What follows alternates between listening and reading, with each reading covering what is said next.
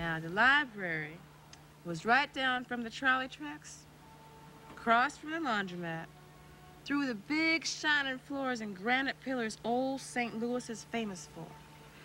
I found Toussaint, my first black man. But not till after months of Cajun Katie, Pippi Longstocking, Christopher Robin, and old Pooh Bear. In the children's room only magic rabbits and big city whiteboards.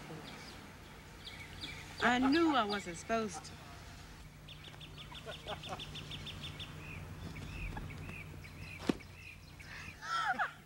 I knew I wasn't supposed to. But I ran into the adult reading room and came across Toussaint, my first black man.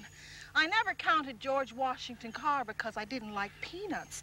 Still, Toussaint was a black man, a Negro like my mama said, who refused to be a slave and spoke French and didn't allow no white man to tell him nothing. Not Napoleon, not Maximilian, not Robespierre. Toussaint Louverture was the beginning of reality for me.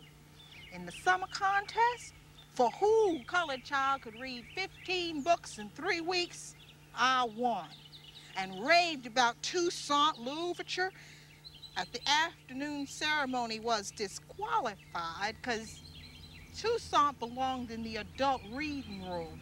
And I cried and carried dead Toussaint home in the book because he was dead and living to me. Because Toussaint and them, they held a citadel against the French with the spirits of all dead Africans from out of the ground. Toussaint led their army of zombies, cannonballs, shooting spirits to free Haiti, and they wasn't slaves no more. Toussaint Louverture became my secret lover at the age of 8. I entertained him in my bedroom with a flashlight under the covers. Way into the night, we discussed strategies, how to remove white girls from my hopscotch games, etc. Toussaint was laying in bed with me next to Raggedy Ann the night I decided to run away from my integrated home, integrated street, integrated school. 1955 was not a good year for little black girls. Toussaint said, "Let's go to Haiti, as long as I like you."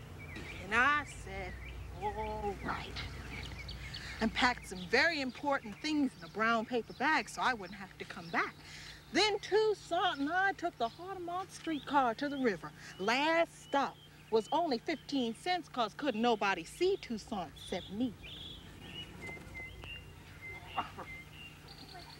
We walked all down through South St. Louis where the French settlers used to live in tiny brick houses all huddled together with barely missing windows and shingles uneven, with colored kids playing and women on low porches sipping beer. I could talk to Toussaint down by the river like this is where we was gonna stow away on a boat to New Orleans and catch a Creole fishing rig to Port-au-Prince. Then we was just gonna read and talk all the time and eat fried bananas. We was just walking and skipping past old drunk men. Hey, girl. When this old young boy jumped out at me, You better come on over here and talk to me. I turned to Toussaint, who was furious. Then I shouted, "You silly old boy, you better leave me alone or Toussaint's gonna get your ass." Yellow girl. Well, you sure must be somebody to know my name so quick. I was disgusted and wanted to get on to Haiti without some tacky old boy bothering me. Still, he kept standing there kicking milk cartons and bits of brick trying to get all in my business. I mumbled to Louverture, what should I do? Finally, I asked this silly old boy, "Well, who are you?" My name is Toussaint Jones. I looked right at him. Those skidded out corduroy pants and a striped t-shirt with holes in both elbows, new scab over his left eye, and I said, "What's your name again?" I am Toussaint Jones. Wow. I'm on my way to Haiti to see Toussaint Louverture. You any kin to him? He don't take no stuff from no white folks, and they got a country all they own, and they ain't no slaves. Look here, girl. I am Toussaint Jones, and I'm right here looking at you. And I don't take any stuff from no white folks. You don't see nothing around here, do you? And he sort of stuck out his chest. Come on. Let's go on down to the docks and look at the boats. I was real puzzled going down to the docks with my brown paper bag and my books. I sort of felt Toussaint Louverture sort of leave me, and I was sad till I realized Toussaint Jones wasn't too different from Toussaint Louverture, except the old one was in Haiti, and this one was with me, speaking English and eating apples. Yeah, Toussaint Jones was all right with me. Ain't no telling what all spirits we could move down by the river in St. Louis, 1955.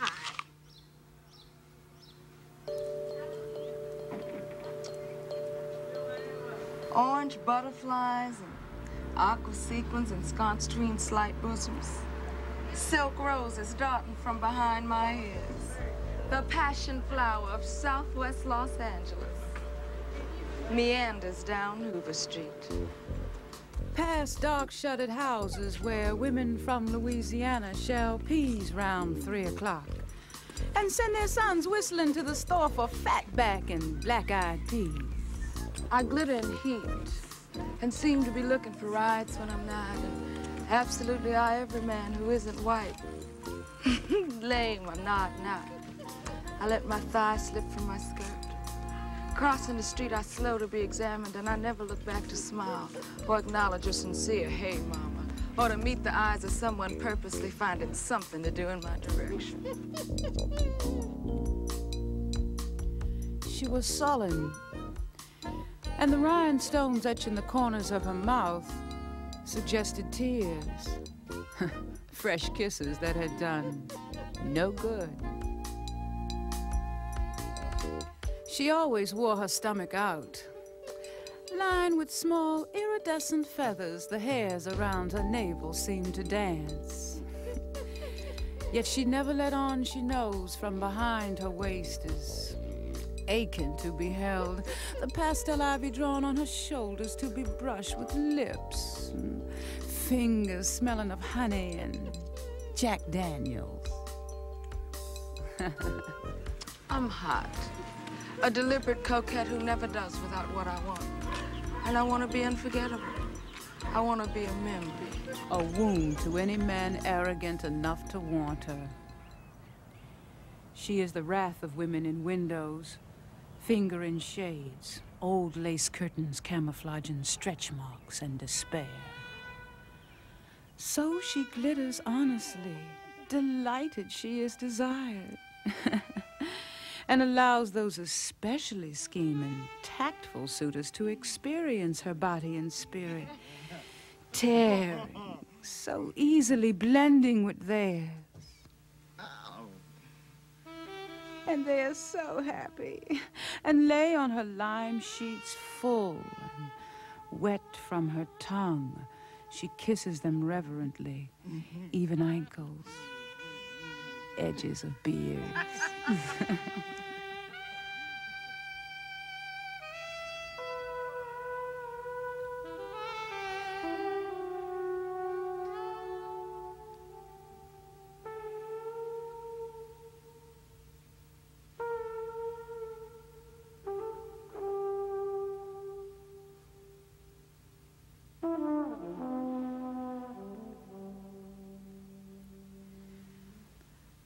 At 4:30 a.m., she arose,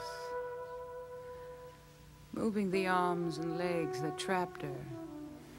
She sighed, affirming the sculptured man, and made herself a bath of dark musk oil,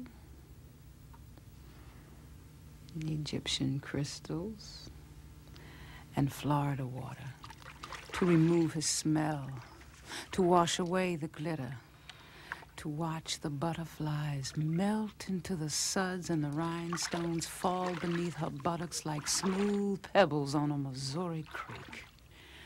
Laying in water, she became herself. Ordinary, brown-braided woman with big legs, full lips, regular. Seriously intending to finish her night's work.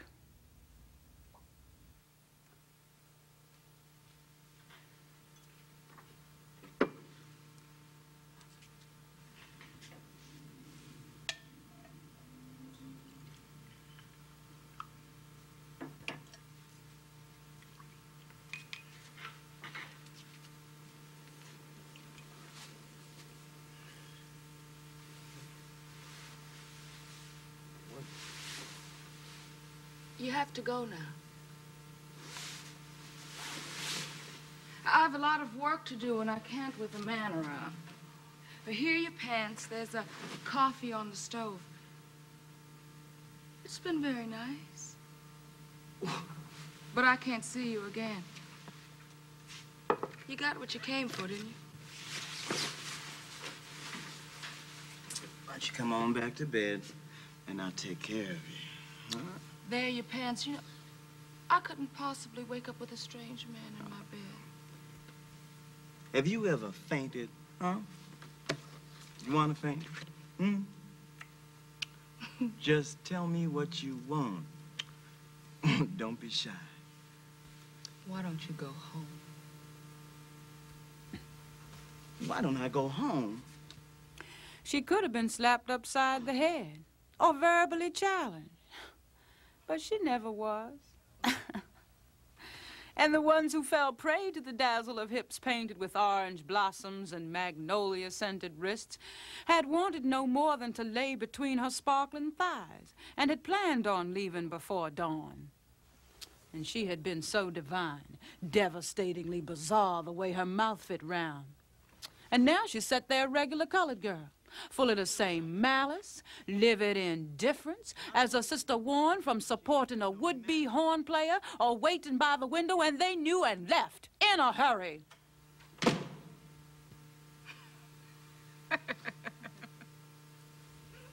She would gather her jewels and tinsel from the tub and laugh, gaily or vengeful.